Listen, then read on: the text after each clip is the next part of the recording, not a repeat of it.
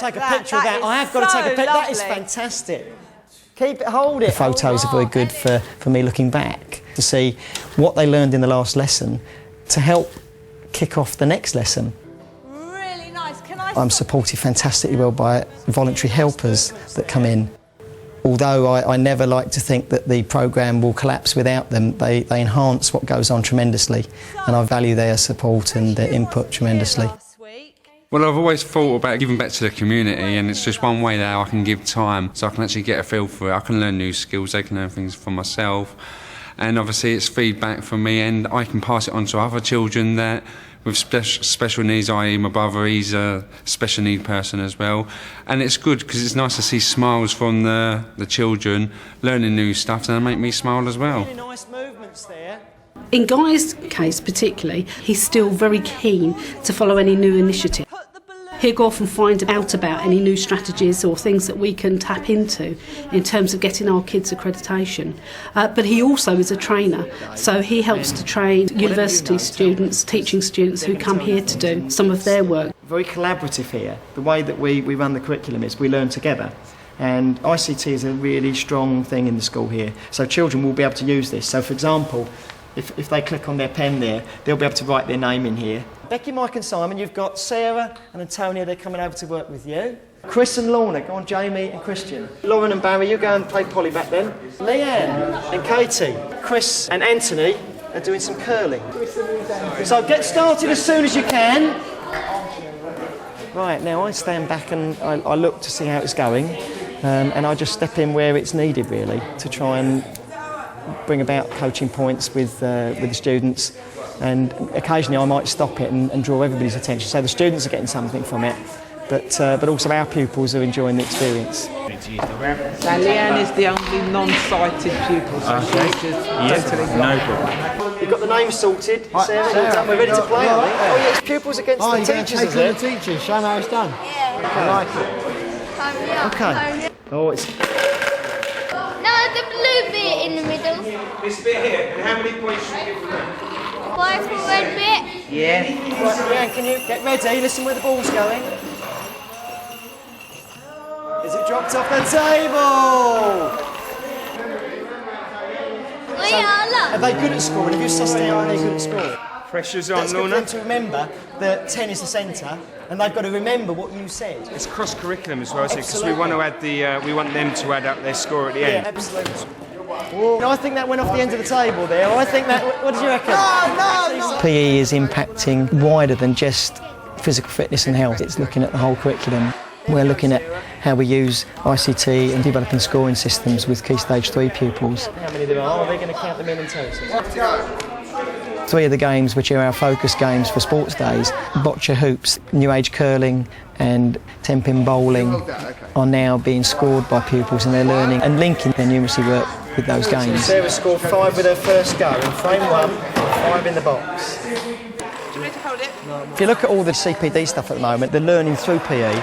People are saying that's what should be happening, you know, learning thinking skills, problem solving. But unless you actually change what you do slightly, and it's not going to happen. And this sort of setup, these activities are very good for that. Should we make it easier, Sarah, so you've got a bigger space to aim at, so Simon's got to cover this space? Should it knock any over at all? 0, yeah, oh. Right, and 5 and nothing. If I got 5 and I added 0 to it... That's much better. Let the pupils do the teaching. Nothing. No. Yeah, I got 5. Let's... And I got 0. If I added nothing to 5, what would I get? 5. Take off the 0. That's it. That's it. Go. Gently here, Katie.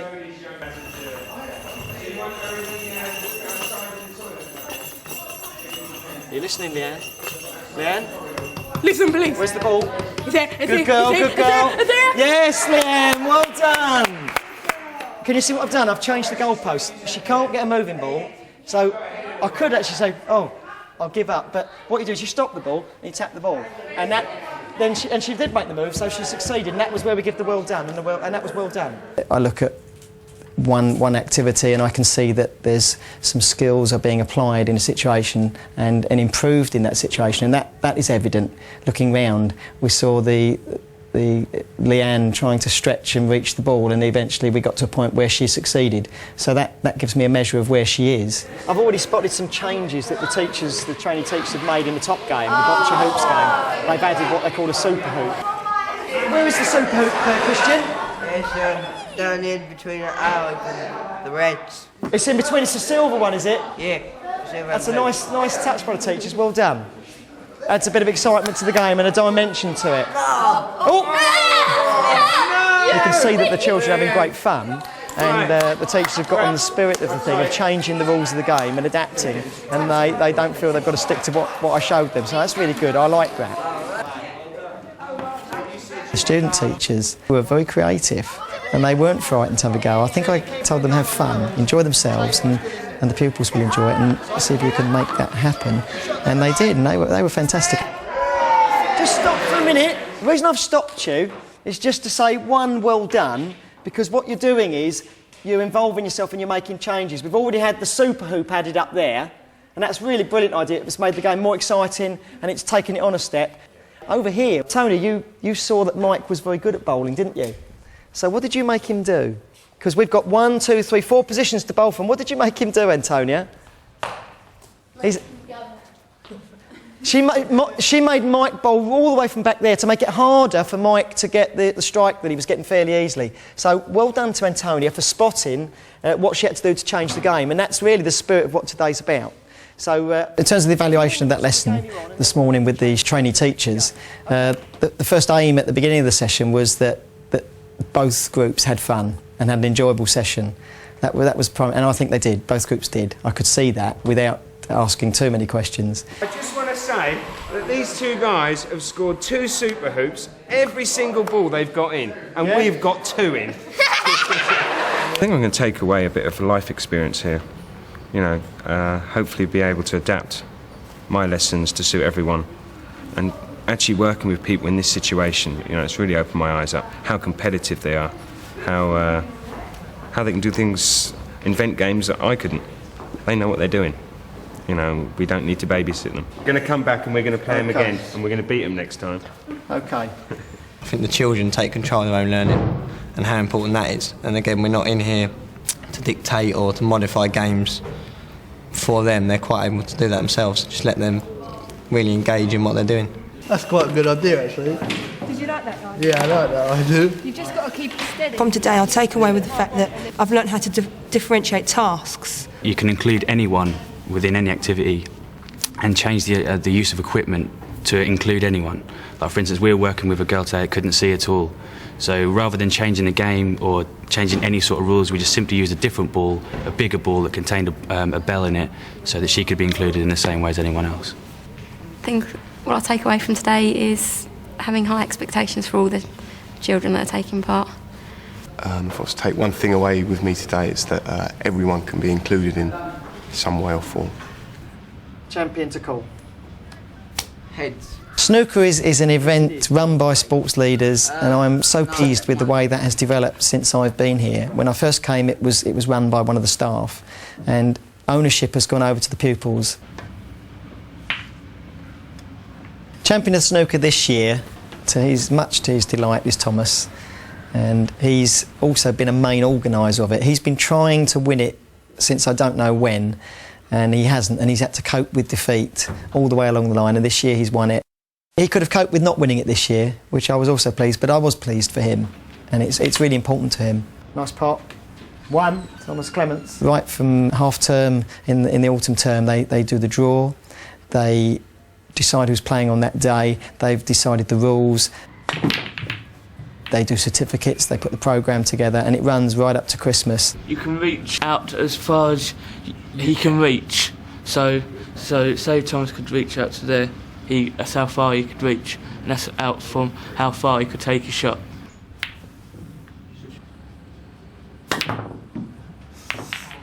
The rules are such now that they only bring in fouls and technical bits to the game at the end, and I've lost touch with it, so I couldn't referee it anymore because the pupils have taken it on that far. They even bring ex-pupils in to referee the game. This Dominic Benz, who's an ex-pupil. We're all very sad that he's left because like he's funny and all that stuff. He's very good at football, but he's just practising at snooker, so I think this table's sloped. For me, inclusion means everybody should be able to do everything in terms of the curriculum, in terms of activities, in terms of anything you might do in school. And the evidence of this is really the number of our ex-pupils who come back to join in or to help run and help organise PE events for us. It's about all of us working together and all of us celebrating the work we do as a whole school. Newsletter and the certificate that we got for football, recognising football in the school, and I thought it actually started with you, Dom, when you think back that you representing England and the success that you've had, and it's filtered its way down. What was it like being a ref? Because you haven't done a lot of refereeing, have you? It was different because I'm one of them who gives stick to all referees. And so did it give you a chance to know what it was like on the other side? Yeah, it just gave me back as well. One of the things that we're trying, we say that our PE and school sport programme reinforces other things in our curriculum. Now, I know all of you probably get a programme when you go to a match or you pick up the newspaper and read about it. Is that something that you actually develop your own, the other skills, your reading and your... As I love football, I just thought, let me pick up a paper. It all starts with paper and read about Arsenal or whoever's in... and see how... And it just helps with other sides of life apart from football. Have you ever worked out the points, the goals for, goals against? Is that good? Here I can see the impact every day, and it's wider than just that lesson they come along. It's a whole child thing here. You're reinforcing all sorts of basic skills, that their numeracy, their literacy, their confidence and their self-esteem, their communication skills, to speak up in lessons, to take the lead.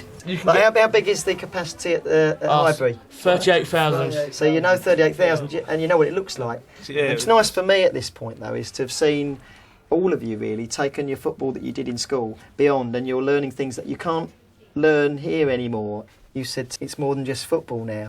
Do you remember when I said, what do you mean, Thomas? And you told me...